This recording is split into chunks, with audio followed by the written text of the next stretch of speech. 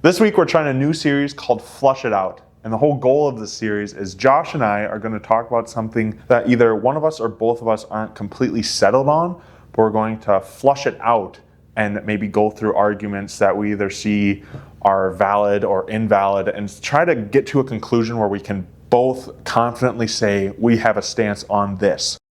Right off the bat, can you be pro-life and support birth control? I don't think you can be consistently pro-life and support birth control. Why is that? Well, because it's the ending or the potential ending of human life, a lot of them at least. I think the thing I'm hung up on is the potential, and that really has to boil down to the mechanisms. We'll kind of get into that later. But I guess the reason why I'm not super set on it not coexisting together is I think it's good to break it down into 3 different categories just for the sake of this. So you have hormonal birth control. So that's just kind of what you get from like your pharmacy. People are prescribed that. Women are prescribed that for different reasons. It's a very key distinction. But women are prescribed that for different reasons. We'll kind of go into that later. But I break it down into 3 categories. So you have that one, you have Plan B, and then you have IUDs. So IUDs I think is kind of its own separate thing because it really plays off of the mechanisms. I think we'll probably briefly touch on that later, but I think we'll do like a whole episode on that later on. But the way birth control works, so it uses synthetic progesterone, so progestin it's called, and the primary mechanism is it thickens the mucus walls on the cervix, so then it will hopefully stop implantation. So the whole primary mechanism is to stop implantation. So if that works, like right. I think you would agree, like I don't have an issue with that. No issue. There's no life being harmed because life begins at fertilization. Right. So if there's nothing fertilized, then there's nothing that's dying. Yeah. So no, there's nothing human that's dying. Yeah. That's no the human key. Life that's the key. That's the key distinction. So I think it goes into now Plan B. So Plan B, same concept, except for there is a chance that an egg is still released and then fertilized, and then now since the cervical wall is thickened through mucus, it has a harder time implanting. Okay. So that's where I think you and I kind of have an issue with it, is that it has the potential to stop implantation, which would then be a passing of a life. Right? So that's kind of where our concern works. Or that's kind of like where it's based off of. The only thing is if that's a secondary, then how often does that happen? I think it should still be a big concern. If that's our basis of it saying that that's bad is because the cervical wall is thickened, then stress can also be a contributing factor to that. So then should we say that we should have a stance against women who are stressed out because that can also thicken the cervical wall? There is a conversation there, but to go back, if there are 2 mechanisms, one is not necessarily a bad thing, the second one is a bad thing, I would say that bad thing outweighs the potential, or the not bad thing. So I would say the fact that there is a chance of the embryo not implanting outweighs the fact that it may, maybe the embryo won't exist at all, right? Yeah, I think that's fair. I think that's fair to maybe put the emphasis on the emphasis of that. Yeah, I think the goal is really good to keep in mind. Like, what's the goal of this? So Plan B is taken around the time where an egg is going to be released. So it's a higher probability of that second mechanism coming into play. So that's why we're concerned about that one a little bit more. Like if we were to have a scale, I would put Plan B higher than hormonal birth control because hormonal birth control works before that. So those things will already be put in place. Okay. So that won't be as big of a risk. But since Plan B happens around the same time, you're kind of like flooding it with that. Okay. So then there would be more of a risk for that to happen. So diet, stress can happen. Same thing. I guess right off the bat, like why do you think Plan B and birth control we should have precautions against, but diet and stress we shouldn't? Well, I would even go further. Precautions, I would say like legislation to not allow those things to exist. With stress and diet, I think that gets into the issue of like, Again, I don't want to rely on intent, but I do think intent does play a role. I think intent plays a huge role. I think one thing I was kind of thinking about with this is, so we've talked about Zenatane before, but that's for yes, that is primarily used for acne. Okay, but while you're on that, you have to be on birth control and do a pregnancy tests, because if you are pregnant and you're taking that, there'll be horrible birth defects. Okay. So we have precautions set for that because we know it can cause harm to the unborn. Right. So I would argue maybe we just have to have some precaution set in place for people who are on birth control. Okay. I guess I wouldn't. Yeah, and again, with the Flush It Out series, the idea of like we're not totally set on a thing, or maybe something we're not totally educated on, that would be, because again, my baseline isn't like that I know exactly where I stand. I just, generally, if it's a blocker, I'm fine with it. If it can cause harm to a embryo, I'm totally against it, right? But then actually, like, when you do start to break these things down into, the categories of food, or like, it does get a little bit more. It does get a little slippery slope. Like so the pros of birth control, it can have several pros. One of them that I thought was really interesting is cancer risk reduction. So women who are at high risk of ovarian cancer, when they are on birth control, that gets cut in half. So 50%, they're less likely to get cancer if they have a history of it. It does help with like acne. I know some people will take it, some women will take it for acne, lessens menstruation effects. Yeah, that sounded stupid. Yeah. But it lessens menstruation effects. So it does have some good benefits. I've heard some bad benefits. I'm not going to lie. I don't know what they are, but murder, I think murder of the unborn. Murder is a good one. Yeah. But I think it goes into, there is a line between is something immoral versus not wise. So if there's cons where it could affect the woman's health, then I think you could go into, is it wise? Probably not, but is it immoral? Would be a separate conversation. So I think we could set aside, is it wise? Because I honestly don't know. Yep. I don't know. But is it immoral? I would say no if the right precautions are taken. Same thing with Xenatane. Okay. What would be a precaution that would make it, like say Plan B, for instance? What would be a precaution you would say, well, Plan B is acceptable if this Plan B, I think, is just very risky and shouldn't be used. Okay, so I would say Plan B is totally off since it has a high risk.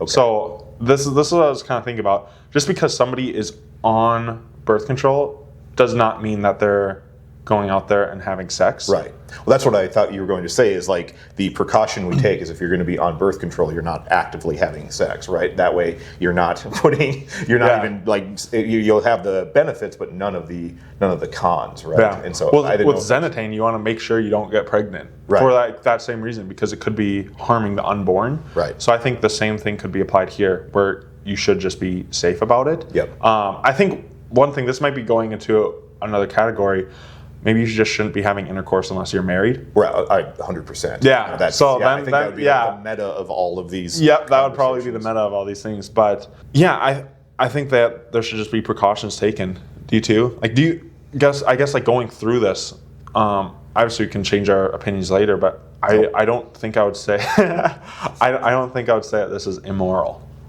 Again, I don't think my opinion has changed from going into this, right? I've learned things. If I was to sit down with somebody who was like super pro birth control, I don't think I could get past the idea that, like, again, there are lives at stake, right? Even if there are great health benefits. And so, again, I don't know if my opinion has been shifted at all, but it has definitely been like educational at the very least. Yeah, I think the thing that's really important to keep in mind of all this is that it kind of closely falls into fallacy of the beard when we talk about abortion, where we can not be set in stone about this, but still take a stance against abortion.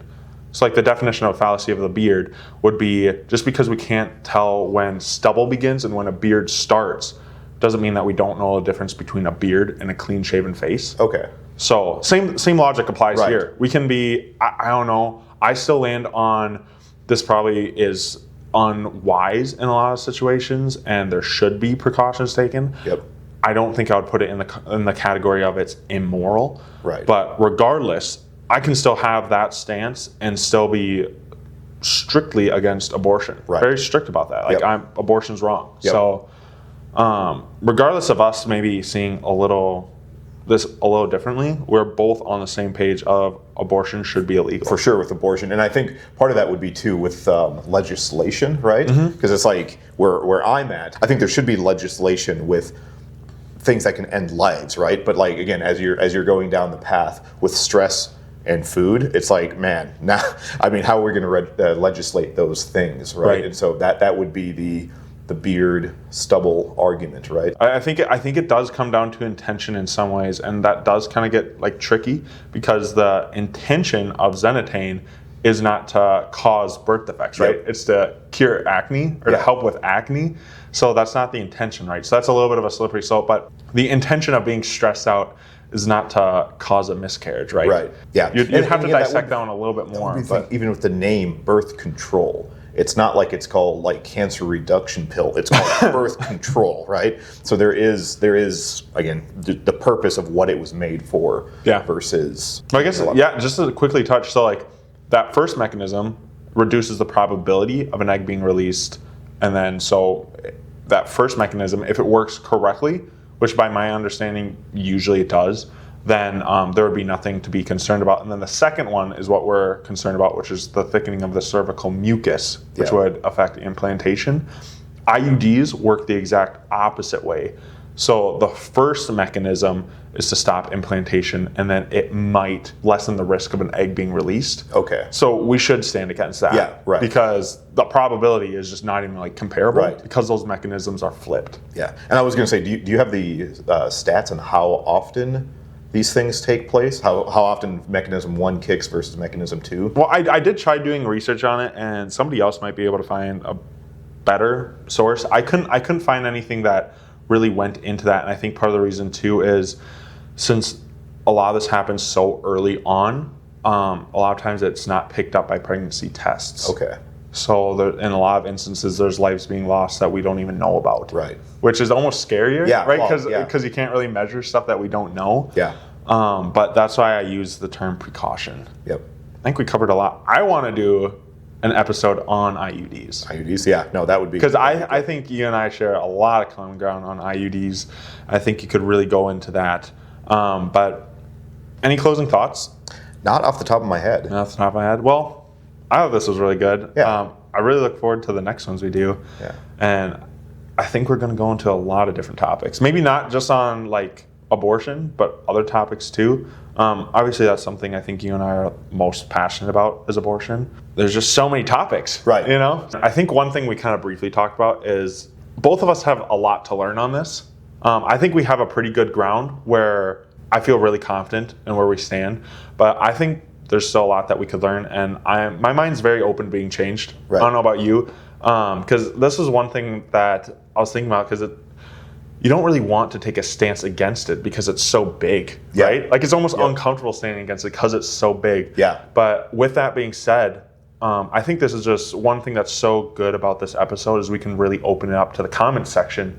So if you have sources or a case to make, put that in the comment section, and I would love to do like a second episode on this to go through those comments, see what we think about that, and maybe flush it out again. Yeah, no, I do like that as a second, like a follow-up almost in a couple. Follow-up flush out. Yeah. I like that. Follow flush is what we call it. Follow the second flush. Yeah. The second I like flush. that. That's good stuff. All right, this has been a good one. It has. It has. One thing I noticed while editing this is a few times it probably sounds like either mainly me, or maybe Josh. I don't really think Josh did it. Sounds a little nervous because we maybe like shake a little bit. We're in an unheated space. So what's the temp outside? It's like 12. It's 12 degrees. I'm kind of dying. Like this jacket looks really comfy. It's not comfy at all. So you might see me shiver a little bit, but I promise you I'm confident, but I am freezing my butt off. But I hope you enjoy this episode, and please drop a comment on what you want to see next.